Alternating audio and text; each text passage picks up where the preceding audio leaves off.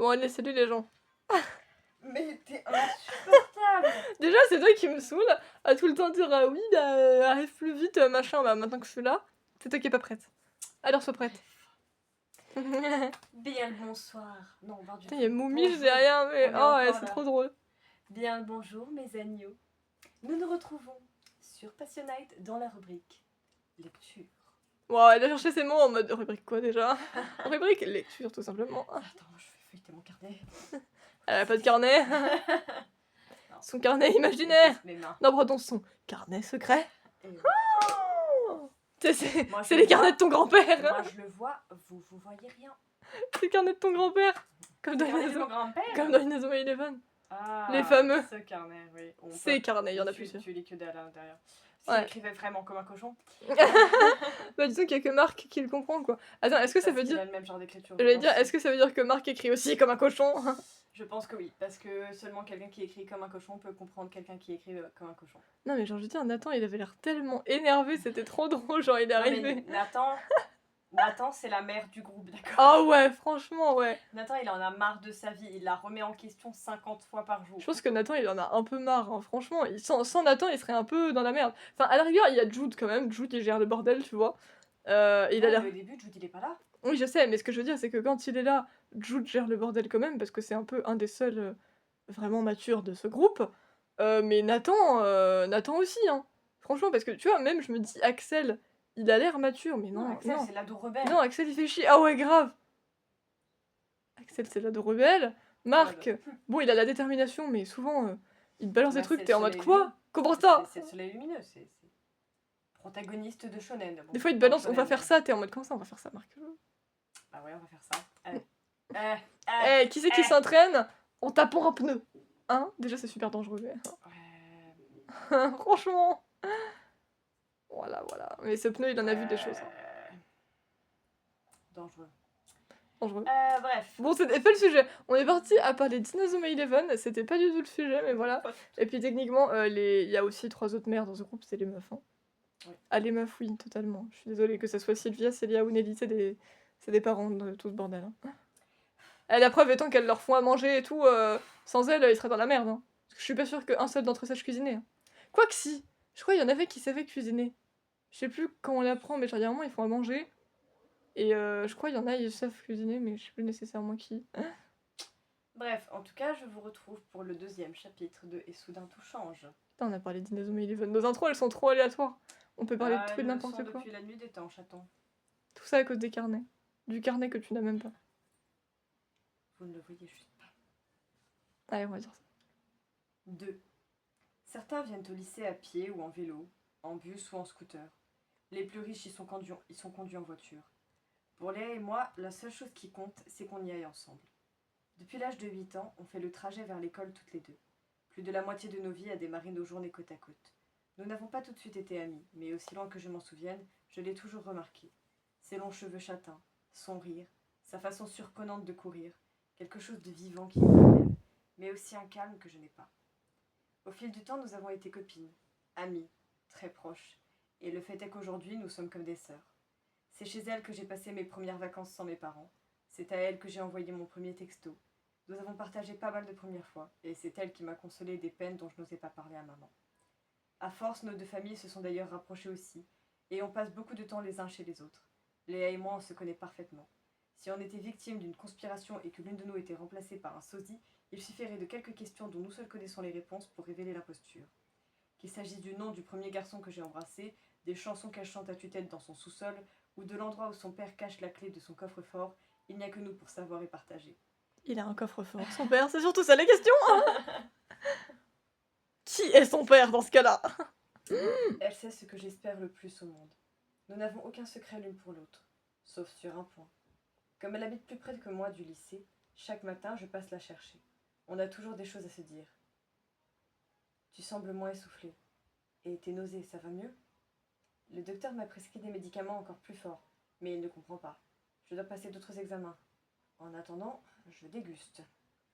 T'es pas enceinte au moins? Maman m'a posé la même question. Vous êtes folle? Et puisqu'on parle d'histoire de fesses, comment vont les tiennes? Bah elle s'est fait mordre les fesses la dernière fois. Ah bah oui, c'est vrai. C'est vrai. J'ai passé C'était une nuit horrible. Je crois que j'ai la marque de toutes ses dents. Je ne sais pas comment je vais faire pour m'asseoir. L'arrivée au lycée est toujours un grand moment. J'aime cette effervescence. Tout le monde a rendez-vous. Ça roule, ça bouge, c'est bruyant, ça vit. Les garçons et les filles ont fait attention à bien s'habiller. Je parie que beaucoup ont même dû passer plus de temps à se mettre en valeur qu'à faire leurs devoirs. J'adore l'idée que partout dans la ville, dans chaque maison, dans chaque appartement, chacun se prépare avant de venir. On ne le fait pas forcément avec les mêmes gestes, peut-être pas avec les mêmes méthodes ou le même résultat, mais on le fait tous dans le même but. Tout est pensé. Les cheveux sont coiffés ou décoiffés avec le même sens du détail, les vêtements ajustés, les écharpes tombent là où il faut et les bonnets sont positionnés au millimètre. Certains sentent le parfum, souvent trop. Tout le monde met son costume avant d'entrer en scène.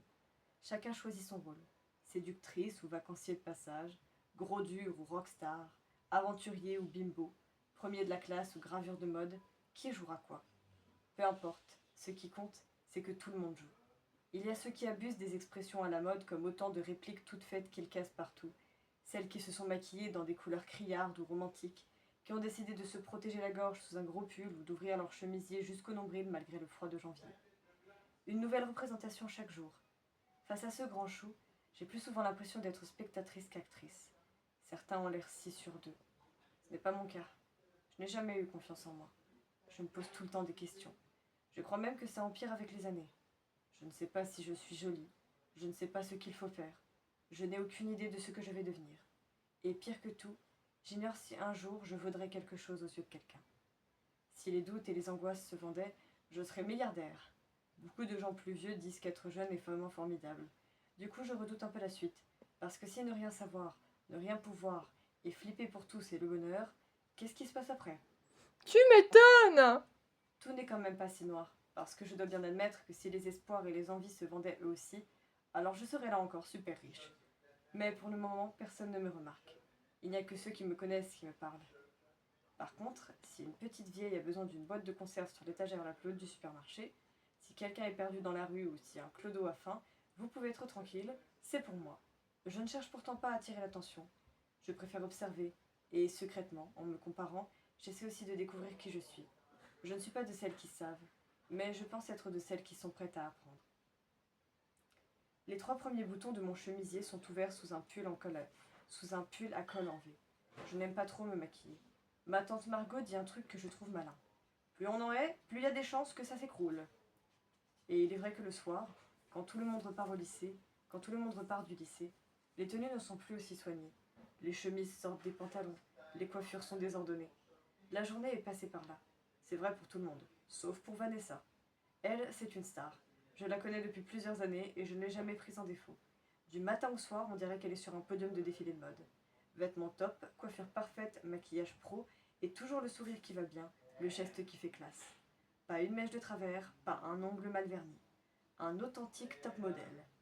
Même quand elle est assise, on a l'impression qu'elle court dans une publicité pour les shampoings avec ses beaux cheveux blonds qui ondulent. Malheureusement, elle n'est pas aussi douée pour les études que pour se faire belle. Elle a aussi un sacré problème avec les garçons qui bavent tous devant elle. Mais en tant que fille n'étant pour elle ni une rivale ni une critique, on s'entend plutôt bien. Ça va bientôt sonner, mais pour le moment, tout le monde s'engouffre dans le grand hall. Chacun s'embrasse, s'appelle, rigole et se retrouve. Dans quelques instants, au signal sonore, cette masse grouillante va se répandre dans les couloirs, les escaliers, les étages, et à peine 3 minutes plus tard, il n'y aura plus personne, à part quelques retardataires. Après le tumulte, plus de bruit hormis le son étouffé des voix dans les classes, derrière les portes fermées. Ce matin, on commence par 1 heure de philo avec Madame Guerfion. Pas facile comme nom. Ma mère dit que l'on ne doit pas se moquer et qu'elle n'y est pour rien. Mais quand même. Pourtant, ce n'est pas son nom le pire. C'est sa tête. Ce n'est pas qu'elle soit moche, mais je parie qu'elle se prépare sans même se regarder dans une glace. C'est peut-être un vampire. Cela expliquerait qu'elle soit incapable de se voir dans un miroir. C'est sans doute pour cela que, régulièrement, ses boutons de gilet sont décalés. Ce matin, je pense qu'elle s'est en plus maquillée dans un train qui déraillait. Pour venir, elle est passée par la cordillère des Andes et la voie s'est effondrée parce que Léo et Axel ont fait sauter un pont. Mais c'est ok, j'arrête. Hein. Ça fait 2 chapitres, ça fait 3 fois qu'il parle de faire sauter un pont. On va arrêter les conneries, d'accord, s'il vous plaît, Non, mais dites-moi. là, elle se fait l'histoire de Je sais. pourquoi ça a pu arriver. Dites-moi qu'ils vont pas vraiment péter un pont dans le livre, sinon on est dans Pas la que je merde. me rappelle. Sinon on est dans la merde, mais Ils ont fait des trucs, mais faire sauter un pont, il me semble je pas. pense que c'est en projet. Hein. Un jour plus tard, ils vont le faire. Hein. C'est des garçons, on cherche pas à comprendre ce qui se passe dans leur tête. Ouais, c'est pas faux. Seule rescapée, Madame Garfion et sa tête d'épouvantail. Trop pas de chance, lol, comme dirait Lana. En tout cas, je ne vois qu'une catastrophe pour justifier son apparence, parce que c'est un genre de record. Ou alors elle a croisé Zorro qui lui a fait un Z sur la tronche parce qu'elle a donné ses biscuits diététiques à des petits Mexicains affamés. Dans la classe, tout le monde rigole en douce. Je suis à 2 doigts de la prévenir qu'elle a un problème, mais je n'ose pas. Pourtant, à sa place, j'aimerais bien que quelqu'un me dise que je ressemble à un panneau de risque de verglas néo-zélandais. Ah ouais, quand même. Là, les expressions qu'il va te chercher quand même. Hein. Surtout, comment tu sais à quoi ça ressemble un panneau néo-zélandais comme ça, Un panneau risque de verglas. Ouais, en plus, surtout. Les derniers ne sont même pas assis qu'elle commence déjà son cours. Elle nous parle de Descartes et de Spinoza, du libre arbitre et du déterminisme. Autant de notions qui trouvent un écho puissant en chacun de nous à 8h37 du matin. Il y a celles qui prennent des tonnes, Mais ça, pour moi, c'est trop ça. Des fois, c'est pas que le cours, il est pas intéressant. C'est juste que comme tu m'en parles à 8h du mat, je suis pas réveillée. Ces conneries. Voilà. Il y a celles qui prennent des tonnes de notes sans comprendre un mot. Ceux qui finissent leur maths pour le cours d'après. Ceux qui regardent par la fenêtre alors que le jour se lève. Mais la majorité est focalisée sur un tract flashy que l'on a distribué à l'entrée au sujet de la fête pour l'anniversaire de l'établissement. Je suis à côté de Léa. À 3 tables devant, Axel dépasse. Léo est proche de la porte, prêt à bondir à couvert si l'immeuble subissait une attaque au lance-roquettes. Marie est juste devant le bureau de la prof, avec Pauline qui a retrouvé le sourire. Au rang devant le mien, Mélissa fixe le tract. Le lycée va fêter ses 50 ans. Un demi-siècle. Même mes parents n'étaient pas nés. Par contre, je crois que certains profs étaient déjà là à l'ouverture. La purée qu'ils nous servent à la cantine aussi. Le tract annonce une grande fête avec un spectacle musical joué par des enseignants et des élèves, des anciens qui viendront parler de ce qu'ils sont devenus, et une boum géante. J'en frémis d'avance. Ce que sont devenus les anciens élèves. C'est bien de savoir qu'ils ont survécu. Mais franchement, je ne sais pas à quoi va ressembler ce grand événement incontournable, mais l'idée de mélanger les profs et les élèves pour une fiesta m'interpelle. Mélissa a dessiné un cœur sur son tract. Elle dessine des cœurs partout. sur le cahier de texte des garçons, sur les sacs, sur les tables. Elle en est gonflante.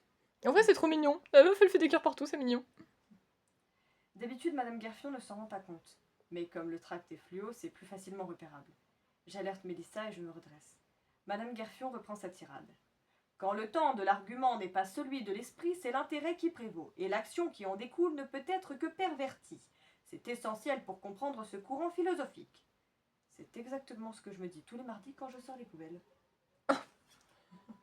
Comme ça. Tu dis ça quand tu sors les poubelles. Intéressant, intéressant. C'est en gros, c'est pour dire pourquoi est-ce que je fais ça. Pourquoi est-ce que je dois faire ça. Ouais. J'ai pas envie, mais je dois le faire. Et voilà, c'est tout pour aujourd'hui. Mais les expressions exceptionnelles. Ah, mais c'est... Le panneau attention verglas néo-zélandais. Ah, le panneau risque de verglas néo-zélandais. Ah, c'est pépite. Elle a trop des expressions... Enfin, il a trop des expressions qui te calent et tout. Et une façon d'écrire et de décrire les choses, mais... T'es là, c'est une pépite le truc. J'espère que ça vous a plu. N'hésitez pas à nous dire ce que vous en avez pensé dans les commentaires, aussi bien de ma lecture que de nos réactions que du chapitre lui-même.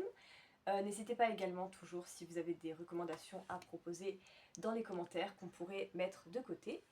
Et puis sur ce, nous on vous retrouve lundi prochain pour la suite. Et puis je vous fais des poutous.